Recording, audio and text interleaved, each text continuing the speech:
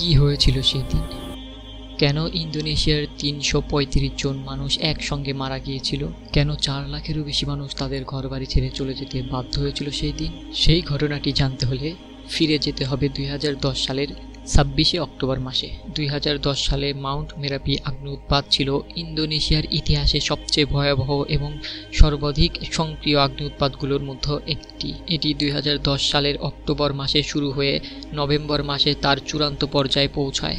দিনটি ছিল ২০১০ সালের ২৬শে অক্টোবর। মাউন্ট মেরাপি আগ্নেয়গিরি থেকে প্রথমবারের মতো গরম বাষ্প ও ছাই নিক্ষেপ করতে শুরু করে। কর্তৃপক্ষ আশেপাশের এলাকাগুলোর জন্য সর্বোচ্চ সতর্কতা জারি করে এবং প্রায় ৪০,০০০ মানুষকে নিরাপদ আশ্রয়ে সরিয়ে নেওয়া শুরু করে।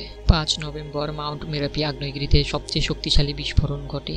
এটি ছিল ২০১০ সালের সবচেয়ে বিধ্বংসী দিন। আগ্নেয়গিরি প্রায় ৬ কিলোমিটার এবং ২০,০০০ ফুট উঁচুতে ছাই ও ধোঁয়ার স্তম্ভ ছুঁড়ে মারে। অগ্ন্যুৎপাতের শব্দ ২০ কিলোমিটার দূর থেকেও শোনা যাচ্ছিল। গরম ছাই, পাথর, গ্যাস দিয়ে গঠিত অগ্ন্যুৎপাতীয় ধারা পর্বতের বেয়ে দ্রুত গতিতে নিচে নেমে আসতে শুরু করে এবং আশেপাশে থাকা গ্রামগুলোকে দূষিত করে। এই দিনটিতে সবচেয়ে বেশি মানুষের মৃত্যু হয়, যাদের মধ্যে ছিল মেরাপি ভ্যালকানোলজি অবজারভেটরির কিংবদন্তি, যিনি মেরাপির রক্ষক নামে পরিচিত। এই অগ্ন্যুৎপাতে প্রায় ৩৫৩ জনেরও বেশি মানুষ নিহত হয় এবং শত শত মানুষ আহত হন। বেশিরভাগ মানুষের মৃত্যুর কারণ ছিল বিষাক্ত ধোঁয়া এবং শ্বাসকষ্ট। প্রায় ৪ লক্ষেরও বেশি মানুষ তাদের বাড়িঘর ছেড়ে নিরাপদ আশ্রয় কেন্দ্রে চলে যেতে বাধ্য হয়েছিল। আশ্রয় শিবিরগুলোতে শরণার্থীদের সংখ্যা এত বেশি ছিল যে সেখানে রোগবালাই ছড়িয়ে পড়তে শুরু করে।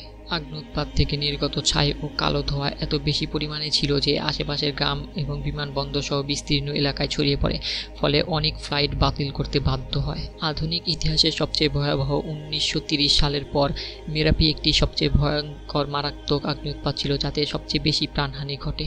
২০১০ সালের মাউন্ট মেরাপি অগ্ন্যুৎপাত ছিল একটি মারাত্মক প্রাকৃতিক দুর্যোগ যা শত শত জীবন কেড়ে নেয়।